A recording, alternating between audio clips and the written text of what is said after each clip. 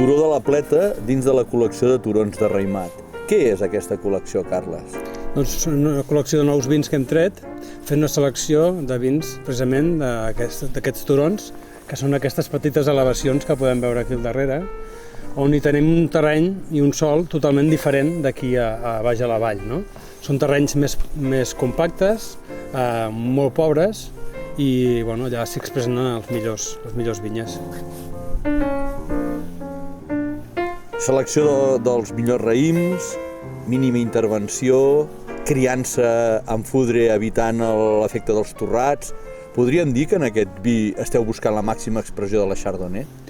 Sí, busquem la màxima expressió de la Chardonnay i per això, doncs, com bé has dit tu, doncs, ha tingut una criança llarga, més de 12 mesos en fudre, però són fudres de grans dimensions, de 4.000 litres, al qual doncs, l'impacte del torrat és mínim.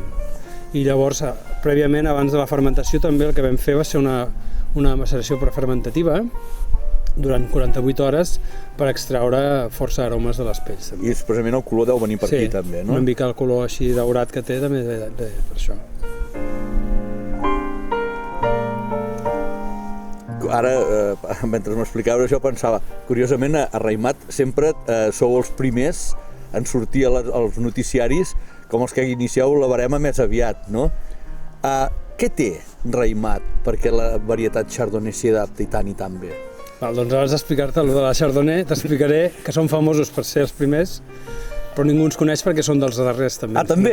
Sí. Obriu i tanqueu la barema. Sí, tanquem, precisament aquest any vam acabar el dia 29 d'octubre. Déu-n'hi-do.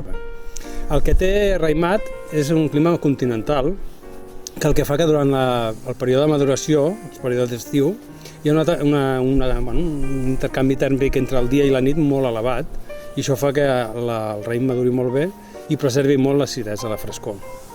Precisament aquesta frescor i aquesta acidesa, però també és un vi que té una untositat molt gran que el fa molt gastronòmic, no? Hi ha per descomptat que, diguem-ne, hi hauria un maridatge clàssic amb tota la cuina marinera, que aquest ja el donem per suposat, però jo, tirant escombrant cap a casa, et diria que és un vi ideal per la cuina del formatge, no? Però, diguem-ne, fondis, raclets, tartiflets... Què et sembla, tu, això? Em sembla bé, però fins i tot podem ser una mica més atrevits i podem maridar amb carns, fins i tot amb carns greixoses. Sí, t'atreviries amb carns salsejades... Sí, perquè aquesta acidesa fa que combini molt bé amb el greix de la carn. O sigui, també aniries a carns vermelles o quedaries només amb blanques i aus? No, més aviat blanques i aus, però i guisades. Perfecte. Doncs escolta, l'haurem de provar. Molt bé. Molt bé.